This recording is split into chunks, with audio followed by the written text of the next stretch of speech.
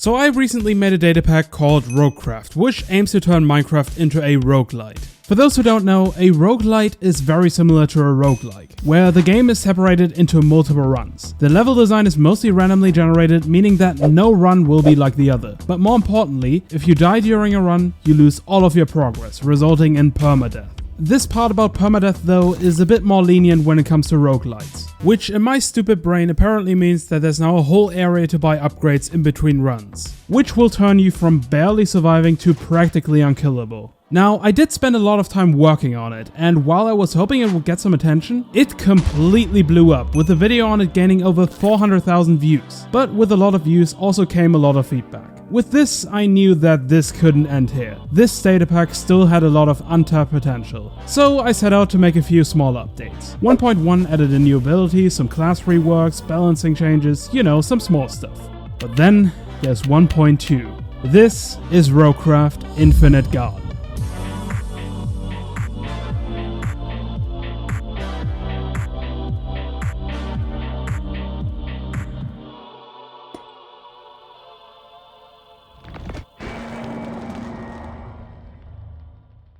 So here we are, and with all of these changes, I don't even know where to start. I guess let's just go over the general layout of the new hub, also known as the Cosmic Dome.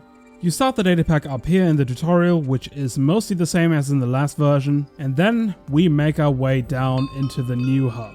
Now, the old hub was fine, I guess, but it left a lot to be desired. So in the Cosmic Dome, this area is a lot more open and organized. So over here we have the most important equipment upgrades like tools, sword and armor. Then here are the general stat changes as well as effects, and so on. Also, you can access the abilities and classes directly from this room. Now, if you haven't seen this data pack before, abilities are basically active spells that you can use. Classes are a bit more complicated to explain. All of these have a passive ability, so for example for the tank class you get an extra 6 hearts, but you also get a class ability which is a bit more complex and special than the normal abilities. And we'll be looking at an example of that later on. And we can't buy this right now, but just as a little bit of a teaser, this is definitely my new favorite class. Lastly, we have the Seal, a very mysterious room. And truth be told, this doesn't have too much of a function right now. This is mostly just a guide for you on your journey. And fun fact, you can actually click all of these.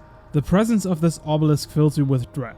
Well, that's nice. Now, all of these have red particles except for these two. And this one is especially interesting. This right here refers to one of the biggest features of this update, which yes, we will get into later on. So let's just start a new run.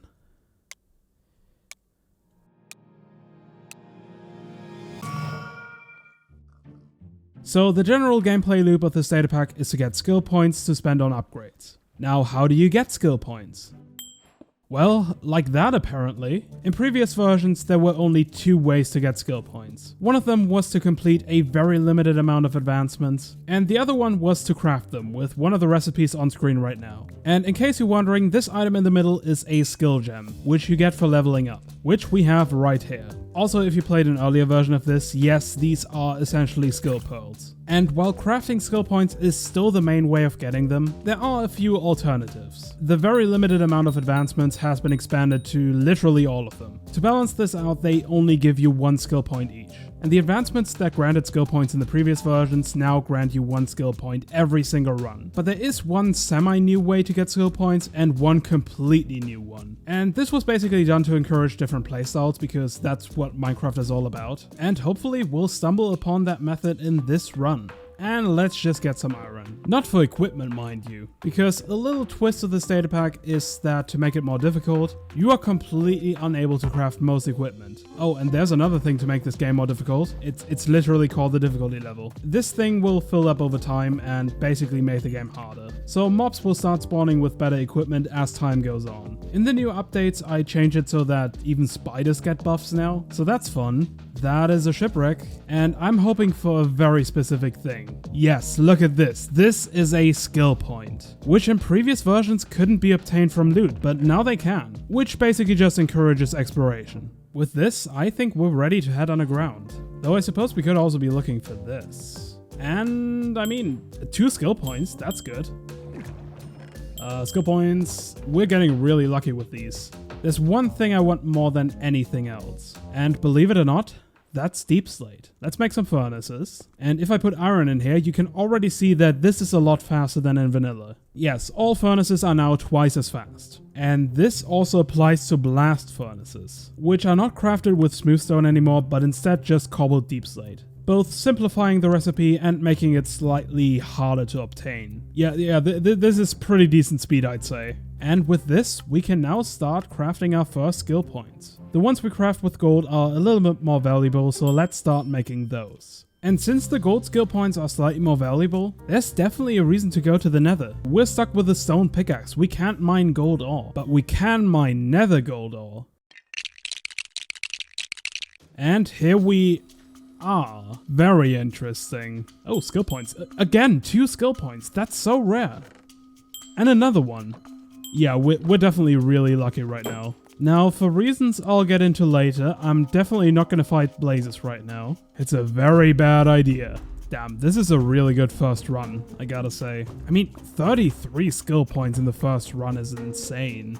There's actually an achievement for getting 100 in a single run, and people have been slightly struggling with that. Well, joke's on you, I added another one for getting 500 in a single run. This one's insanely hard to do. That is 50 skill points. You know, 50 skill points is what I wanted to go for, so now that we got that, let's take some risks. Ah yes, I start taking risks and instantly die. Anyways, we do have 50 skill points now, which is completely and utterly insane. So let's start spending these, but there's one more problem that I failed to mention. This right here is the Fireball ability, which I also added post-release. Now, every ability has a maximum level of 3, but you might notice that this one only goes up to level 1. So let's buy this and, well, you cannot increase the level of this ability for now. Try defeating more bosses to unlock further levels. Yep, this update completely changed the meta progression. This is basically what these locks mean. You have the golden locks, which basically indicate that the upgrade is completely locked, meaning that you can't buy a single upgrade. The silver ones are slightly more unlocked. Then this copper lock indicates that the lock is almost gone. And then some upgrades are fully unlocked, meaning that you can upgrade them towards their full level. And as you defeat bosses, these locks will gradually disappear. And yes, I did just say bosses. In previous updates, I just changed the Ender Dragon fight to make it a bit more exciting. But for 1.2, I added a new boss to the roster. One that we will fight later on. And believe it or not, but it's not the Wither. That one will get updated later on. For now, just keep in mind that some upgrades might be locked until you progress. And with that, let's buy some upgrades.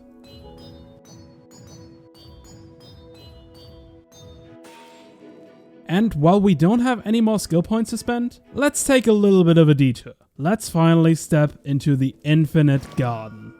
And from outside, you can actually get a pretty good look at the Cosmic Dome. In case you're wondering, these star signs are basically just particles and block displays. Outside of that, the Infinite Garden is just this giant empty field. Definitely seems like a good area to build something, doesn't it? That's where this beam of light comes in. You might have seen it earlier and it does look a bit ominous, but this will basically reveal the main idea behind the Infinite Garden. Once you get a little bit closer to one of these, they will reveal a whole lot of items. And these items might seem familiar, don't they? These are all of the items that we obtained during our last run. Yes, upon death, they will be transported into the Infinite Garden, where you can then do whatever you want with them. But now with this system, especially with being able to get your items from the run, you have a permanent area to build stuff. And fun fact, this was actually something I wanted to add since the very beginning, but every single approach I had to it was a bit awkward. But then someone suggested making a standalone dimension for this, which is just genius. So that is basically how the Infinite Garden came to be. And while most people will probably just take resources from inside of a run and use them here, if you're a technical player, you can also just build some farms here and get renewable resources outside of a run. Now, I doubt too many people will actually use the Infinite Garden, but personally, I'm stoked about this addition. I think this is one of the coolest things I've added to this data pack.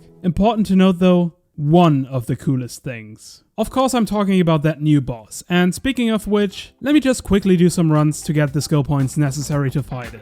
Here goes!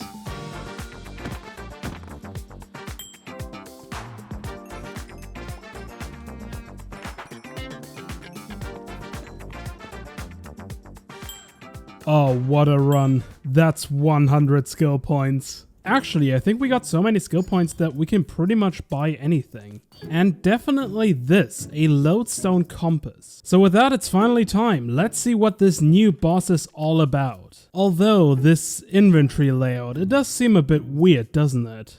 Would be convenient if you could change that. So you might notice all these outlined items in our inventory. These can essentially be used to change your loadout, as in which inventory slot each item appears at the start of the run. This right here is your loadout. If you open it, this pretty much reflects your inventory at the start of a run, with this being the offhand slot. So for example, if I don't want to start with a hoe, I can just throw it out. And if I want to add it back, I just drag it in from my inventory. Simple enough. I think this is looking a lot better. Oh, look at that inventory. Now, interesting thing about this whole system, I didn't make this. Shoutouts to Blatched for pretty much making the whole system. They pretty much just showed this off on my Discord server and asked me to add it, which I did because this system is insanely cool. So yeah, thanks again for this really awesome system. Now with this, let's get a move on and actually get to that new boss. And to actually find the boss, let's use the lodestone compass, which is currently telling us to head to the nether. And now that we're in the nether, it's actually pointing us to another fortress. Now, when you usually beat Minecraft, you just go to a blaze spawner to get blaze rods. So let's do just that. Let's go.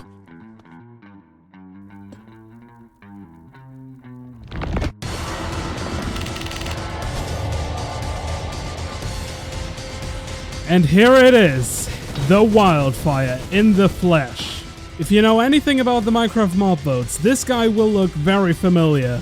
This is one of the mobs that lost against the Phantom back in 2017. But now in Roguecraft, it got a chance to return, and as a boss at that. Now the goal for now is to simply damage the shields. They're already really starting to take a lot of damage, but also the entire arena is filled with fire. Come on. Okay, we destroyed one of the shields, it's fine. Okay, now that all the shields are gone, we're free to attack it. Ow. But that doesn't mean the fight is over just yet. Here come the blazes. Let's try and get rid of these first, while also trying to evade its attacks. Oh god, I'm taking some major damage here. Oh god! Okay, there's still one blaze left. I'll just shoot this down. Okay, we took it down. We took it down. Let's finish the Wildfire off. And boom!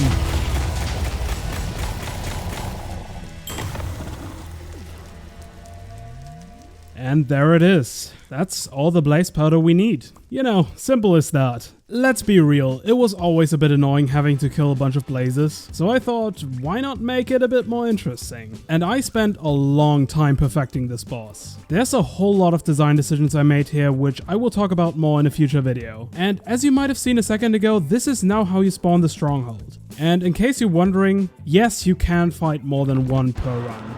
Hello there, I'm just gonna leave you alone. And if we just so happen to die after killing the Wildfire, well, that's awkward. I said if we just so happen to die after killing the Wildfire, you will get this message. You unlocked new upgrades by defeating a boss. And you might notice that now a whole lot of the locks are missing. Yes, because right now there's only 2 bosses. You unlock some of the upgrades by killing the Wildfire and some more by killing the Ender Dragon. Now, I've already shown off the Ender Dragon fight twice, so I'm not going to do that again. That being said, there is one more thing I want to do with the Wildfire. But before we do that, let's try out the new Reaper class. So first of all, our sword has changed a little bit. Yes, the Reaper doesn't start with a sword, but instead a giant scythe. It doesn't actually do anything different, but it sure as hell looks cool. Now, you might have already noticed this soul charge meter at the top. Why is it there and where's our mana? Well, that essentially is our mana. That's the main mechanic of this class. Abilities don't cost mana anymore, but instead soul charges. Now, as for the big question of how you get souls, basically for every mob you kill, you get 1 soul charge. Enough to use 1 ability, and that can be any ability, which means that high cost abilities are very powerful with this class. Your maximum soul charge also relates to the maximum amount of mana you have. It's basically maximum mana divided by 20. And then we have the class ability, Vengeful Spectre. This is an offensive ability that ricochets off all nearby entities. And yes, you do get soul charges for killed mobs. So let's just say you wasted all of your soul charges, but look at that, there's a bunch of fish around. Well, you just use Vengeful Spectre and get all of your souls back. Now with this, let's take on the Wildfire again, but with a little twist. Now, funny story, some people have actually been speedrunning this data pack, which is just insane to me, but insanely cool as well. So for those people, I have created some built-in timers. The 2 categories are New World and Single Run. The new world timer basically starts alongside your very first run, so it's pretty much the timer for the entire playthrough. And then single run is just for the run you're currently in. Now, I am very slow on the new world timer, so let's disable that. And as the grand finale, let's just try and get a good time for the Wildfire. Come on, iron please. It's just barely enough. Okay. Okay, there's some gravel, perfect. That was a really fast overworld. Let's go to the nether. I messed it up, but I think I can make this work. Let's go. A bit over 3 minutes, that's fine. Okay, the compass is gonna lead us to the fortress again. Let's see then, where do we need to go? Oh, it's right here. I was not prepared for this. I guess let's go. Gonna have to quick heal. Where's my quick heal? Okay, the shields are starting to go down. It's a bit risky to do this, but I think we'll just skip killing the blazes in phase 2. Come on. Just die, just die, just die, please. Yes! Oh, that's a good time. That's a good time. And there in chat you can see 7 minutes 32 seconds.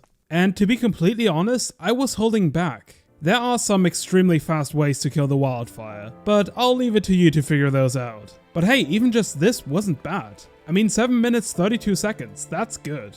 So what are you waiting for? The Infinite Garden update is out now. This is one of the biggest projects I've ever worked on, arguably even bigger than the initial release. I put my heart and soul into this, so I hope you enjoy it. Once again, thank you so much for the insane reception of the last video. It truly means the world to me. There's a couple of things I haven't shown off yet. After all, I don't want to spoil everything. But one thing I said in the intro still stands true. This data pack has a lot of untapped potential, and this journey is far from over. Here's the download link for the data pack, and as always, thank you so much for watching, and until next time, goodbye.